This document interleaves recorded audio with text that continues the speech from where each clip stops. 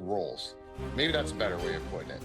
And the game is changing a lot. And a lot of times we have players nowadays miscast where you're playing a player, maybe the bottom two lines are the farm club for the top two lines. That's not going to win in the playoffs. You have to have the players that think the game a certain way, playing particular roles, being able to sit there and maybe play 11 minutes a night, but be effective in those 11 minutes. They have guys that can do that. So that's what I meant by that. This is a team come playoff time. I think that you're not going to have to look at the same guys all the time. And I think it's a very well-built, honestly, probably outside of Vegas for forward depth, I might like Toronto. They might be my second favorite forward depth team in the National Hockey League. And who knows, I might be dead wrong the way the season plays out. But I think Scotty Lawton getting more and more comfortable, having a full season. Nick Waugh, I think, is going to pan out really well. Dakota Joshua is an intriguing one to me. And you go on some of the bigger guys that they've had burst on the scene, maybe taking the next step. Matthew Knies, Bobby McMahon, I've loved. So, yeah, I think this team's going to be a much more difficult out in the postseason. They might not have as much regular season success as far as point total, but they're closer to a Stanley Cup right now, I believe. You know, Rupper, these teams kind of take these steps in their rebuild to getting into playoffs with some consistency, and then the expectations change, right? For the Leafs, it's like, okay, how do we find that next level? Round 2 last year, how do you get farther? Watching some of these other teams, and I have Montreal in mind right now, they've made this transition from the rebuild to a team that made the playoffs and kind of what's coming next. They play Detroit last night and win 5-1. A good showing there. There's rumors that about Crosby this year, and people are like, what about Montreal? Maybe he'll go to Montreal. He loved them as a kid. I don't know. What are your thoughts on A, where the Canadians are at, and B, your boy Sidney Crosby, if he's going to go somewhere or not? Because that would be a match that Habs fans would love to hear. That would be incredible. I'll start with the first thing. Montreal was so fun to watch. What a special year last year was, and how special Nick Suzuki was down the stretch. I mean, I don't know where you guys are at on him, but I mean, I think he's an elite centerman in this league now. And I thought he was a very good one before, but what he did last year down the stretch, almost willing that team in some regards. There's that 2 games. I think it was like March. It was something like March 30th and April 1st, both against the Florida Panthers, home and home. And he basically willed them the 2 wins in their comeback fashion in the third period. It was all Nick Suzuki, and I loved it. But I love Lane Hudson's season. I just think that last year had something special to it that's going to be very hard to replicate. Mm-hmm. And I think they have question marks as far as it's almost the same thing that we were talking about before. You can't just slap talent and say it's going to work. Like now, all of a sudden, you're getting into a season where's Patrick Laine fit in to the scheme of winning on a night-to-night basis, or into the playoffs, or even Demidov, elite talent. I'm not sure how trustworthy defensive zone, which is fine if you're getting points, but you start looking at the lineup. I have some questions. I have some questions on the back end. I think this year, when expectations land, it changes a lot. Mm-hmm. And they were just fun to watch because it wasn't supposed to happen. Well, now everyone's crowning that it is supposed to happen. They've arrived in some regards. I'll be honest, boys, I think it's going to be a grind to make the playoffs for them this year. I don't know if they get in. I think if they do get in, it's because the Metro's a fairly weak division, and maybe that only pumps out 3 teams to go into the playoffs. They have a lot. It's all part of the growth for them, but I think they got to pump the brakes a little bit as far as some fans ready to say this team's there. I think you might get disappointed. Rubber, we just spoke moments ago about a crazy goal in San Jose last night. We saw another bizarre goal in Edmonton's opening game with Coleman poking a loose puck through Skinner's pads. Is this just shaping up to be another year where everybody questions the Edmonton Oilers goaltending, and the only way this thing gets addressed is either one of 2 ways? You get another goalie to step in, or Skinner wins a Stanley Cup. But where is this conversation headed in your eyes? I was It was brutal the other night because it's, you know, that question is always going to be there, but you're hoping that it doesn't happen in game one. Yeah. You know what I mean? Like, let's everybody wants to get their feet wet and get into the season a little bit. And the way it happens, and I give him a ton of credit. The way he handles himself in the media, and he takes it, and I think he started his media scrum with, all right, let's just get it out of the way. I love this kid, and I think they love him.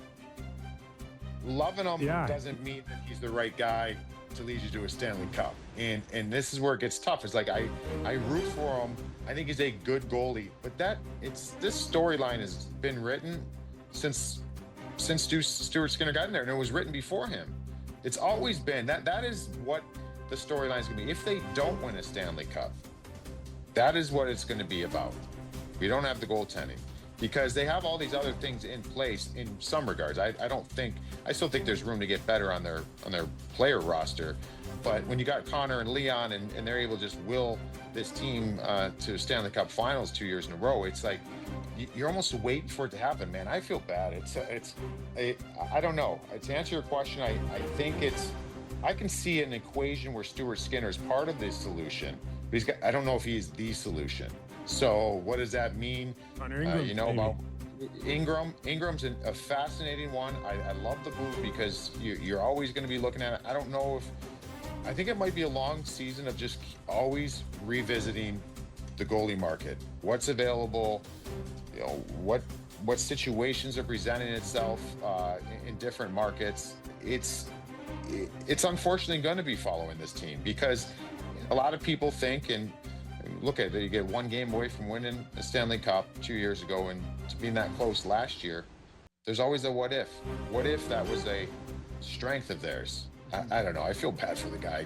He's got the great demeanor for it, but that is what is going to be the narrative, regardless if it's deserved or not. For sure it is. It's been funny watching what wins in the NHL lately. I wonder if you think the pendulum is swinging back towards toughness. You know, you look at the Four Nations face-off, kicks off in such a competitive manner, and that's such a big part of a game between two highly skilled teams. And then you see the Florida Panthers kind of brutalize people on their way to getting to beat Skinner and the Oilers a couple times. Do you think there's a little bit of a swing back towards, oh yeah, this is still a game where intimidation matters, toughness matters, or do you think it's just going to always progress more towards the speed and skill side? Yeah, I mean, it's not. I don't think it's never going to go back to where it once was, which I don't want it to. But I think what we're seeing the last few seasons is it's very prevalent still. It matters. When you get 18 skaters on a night-to-night basis, all playing the same way, whether they're tough or not, and they've got each other's backs and playing a particular way, kind of starting things and running their mouths and doing things. It matters. I think that's what makes that Florida Panther team so difficult. Yeah, I think teams are starting to react to it now. I'll say this: that the Florida Panthers has been one of the most. I've enjoyed watching them more than any team I've seen, probably since I've started playing in the NHL too. Just as far as the way that they all have this belief and play a particular way. And what I meant by that before is not all the guys are tough. I mean, you've seen some of these guys play in other markets in their career, and I wouldn't say they're tough, but together they're kind of fierce, man. They're not like one tough. Gadjevich is like the one guy on their team who can drop the gloves at any given moment. They don't really have other guys, but they're all willing to do it. They're all willing to do certain things. And I wonder this in the preseason when we started seeing that riff-raff with Tampa. When are teams going to have enough of it? You know what I mean? Like, that's my question. It's like Marchand is putting out those things in the postseason with the Stanley Cup, and he's got that, what did he have, that logo or whatever on his shirt that said Oilers stink and whatever. I mean, hey, you earned it. I love them. I love that team. But like at some point, you got to start letting them know you're not going to stand for that. It's not in the playoffs. You can't all of a sudden just like, oh, today we're going to play tough again. No, that's who they are. They wake up looking for ways to piss you off. Every day, 365 days a year, not just today in game one of the Stanley Cup playoffs. That's their nature. That's who they are. So my point is, I think other teams, they should have to run a gauntlet through 82 games and almost have to pay for all the shenanigans they pulled last year. until that's done, no, they're still going to win. Oh, no. No one's going to touch them. So, yeah, it does matter because they're the only team that's doing those things. It's a better league, more interesting league with the Florida Panthers in it right now. Yes, 100%. Awesome stuff, Rupper. Really appreciate you taking some time for us.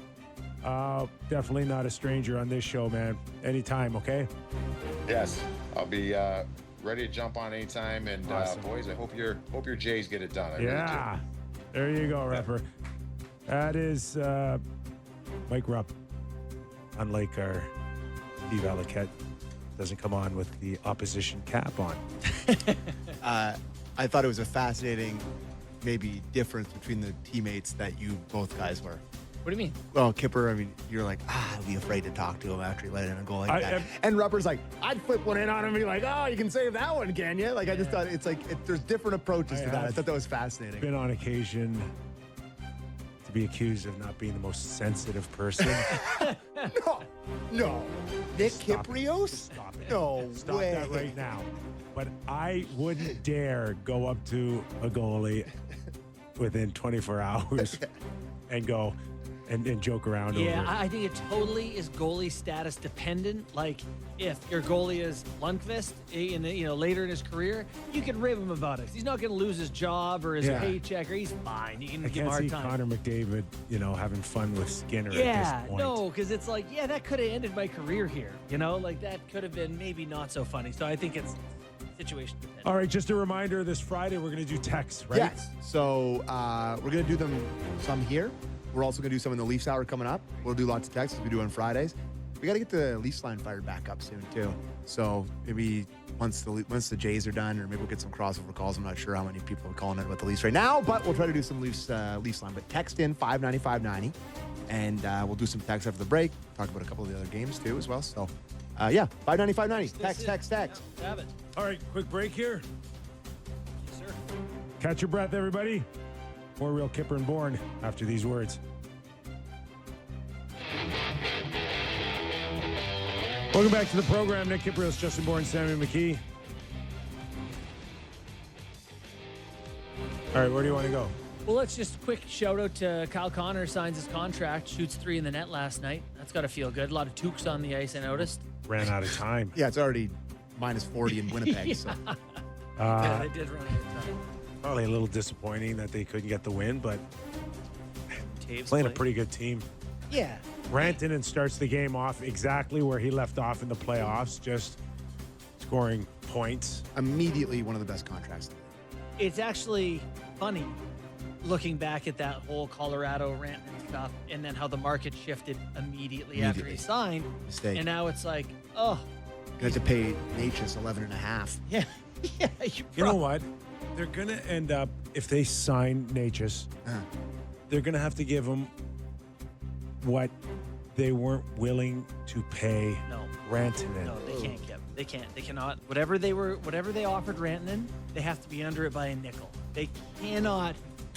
They can't give him the same money they tried to give. A lot Rantanen. of numbers to try to think out my brain. Yeah. If they said to Rantanen, we'll give you 11.5. There's they a have to real give belief that the $11.499. $6 million player last year is now the $8 million Yeah, okay. player, and the 8's the 10, and the 10 is 12. Natchez ain't Natchez- $12 million player. He is The not. market could get him that, though, if he chooses to walk from whatever Yeah. he thinks is a low ball offer from Yeah. Colorado. Yesterday's If- price But is not today's price. If that's then they that's gotta trade him. truer words. They got to trade him, right? Ah, This is the Carolina that saw this coming. Carolina was like, we're not paying Natchez for 8 years. You that know- kind of money. I was watching Kyle. but Con- he's oh, he's going to score 80 points playing with McKinnon. Yeah. Like, it is 80 points is in the ballpark between 10 and 12. You know why? Because he can keep up.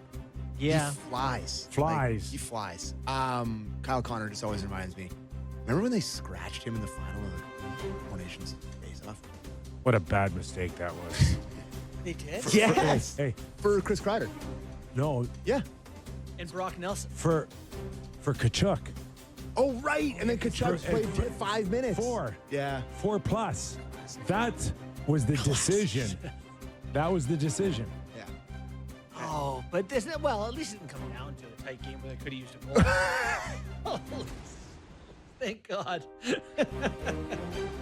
Olympics is going to be fun. You know? Text? Hold on, one thing Okay, yep. we should note as well. I got my buddy who's a Sens fan telling me going into this year, Shane Pinto. Look at Shane Pinto's yeah. gonna have a year. Pinto last night, 2 Couple. goals and assist, Game winner. game winner. Really nice Preseason, wins. he was lighting it up. Like Really- yeah, beat the Leafs in that preseason game, right? Yeah. He was one who Came barbecued back. Matthews. Twice. 2-goal deficits. in Tampa Bay. This Ottawa team, pretty good. I'm Like that D a lot. starting to believe that the shine is off SLS. Yeah. Like, this is just, it's At some point. these type of games last night He just shuts it down. have been very noticeable over the last year, You know when it started? 14 months. Yeah, Playoff back. series. These playoffs. When they Yes. beat him in no, 6 no. games. It started with whatever back issue he had. Which started in that series, and then he had that big surgery, and he missed a Yes. bunch of time. He's never been the same. Boys, his career numbers are baffling. And then he had a year where he was 900 and then came back last year to 921 again. Yep. But if he's starting But to... he's not, okay, numbers aside, he just, those type of games were automatic for him to close out. Totally. And they're not anymore. No. And I have it totally on, he's just not that healthy. That he's not Well, or he's feeling. older. I know, but they try to protect him during training camp this He's year. only 31. Never mind. No, but He's only he's 31. 31, but he I might know. have the body of a 37 or 38-year-old. He's played 10,000 games in his career. Somehow. Yeah. Oh, I know. And Like, he's, if you know, there's- that whole Gumby style, stretchy. There's one guy that could claim wear and tear on a 31-year-old body. Yeah. It's him. Totally. And all those years where he didn't want to take a day off, or he played, Yeah. all those where he wouldn't even look at Cooper and Cooper didn't want to pull him out. They might be paying the price for it now, today. You know, he's played 540 NHL games now. That's a lot of hockey in an era where you only play 50, 60 a year. And those big men to Preseason get next up year, and playoffs down. excluded.